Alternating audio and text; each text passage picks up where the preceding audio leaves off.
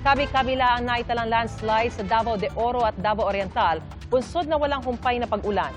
Sa kabuuan, 7 ang nasawi sa mga pagguho ng lupa. Saksi si Jandy Esteban ng GMA Regional TV.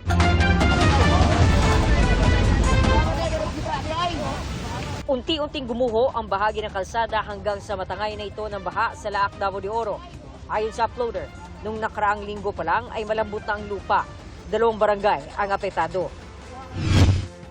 Nagkaroon din ng pagguho ng lupa sa bayan ng Mungkayo. 3 magkakaanak ang nasawi matapos matabunan ng gumuhong lupa. Ayon sa Provincial Disaster Risk Reduction and Management Office, unang na-recover ang bangkay ng ama at anak niyang 12 anyos na lalaki. Hanggang sa ma-recover na rin ang bangkay ng kanyang 7 taong gulang na anak. Tapos yung last kasi medyo nasa na siya, deeply buried doon sa 2 meters yata na thick na mud, no? And mayroong mga debris, medyo pahirapan. So very technical yung approach ng responders natin. Nasawi rin sa landslide ang 4 na magkakaanak kabilang ang isang buntis sa Barangay Central, Mati City sa Davao Oriental. Dahil sa kapal ng gumuhong lupa, kinailangan ng gumamit ng bako ng mga rescuer para makuha ang kanilang mga labi.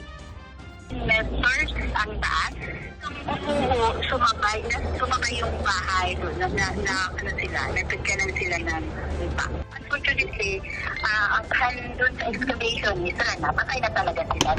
Naalarma rin ang mga taga-barangay Pangyan sa Trento Agusan del Sur dahil sa unti-unting pagguho ng lupa na tumangay sa mga naiwang piraso ng giribang bahay.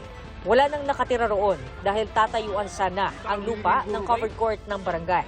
Walang nasaktan pero pinalikas ang 800 pamilya, posibleng maapektuhan ng landslide.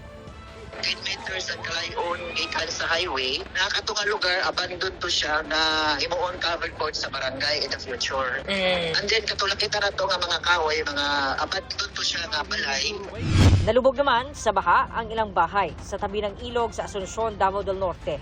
Nagpapatuloy ang rescue operations ng MDRRMO sa mga residenteng stranded sa baha. Sa Bislig, Surigao del Sur, sarado muna ang tourist attraction na Tinoyan Falls dahil sa malakas na ragasa ng tubig. Shear line ang nagdadala ng malalakas na pagulan sa Davao Region at iba pang bahagi ng Mindanao. Para sa GMA Integrated News, ako si Jandy Esteban ng GMA Regional TV, ang inyong saksi. Mga kapuso, maging una sa saksi. Mag-subscribe sa GMA Integrated News sa YouTube para sa iba't ibang balita.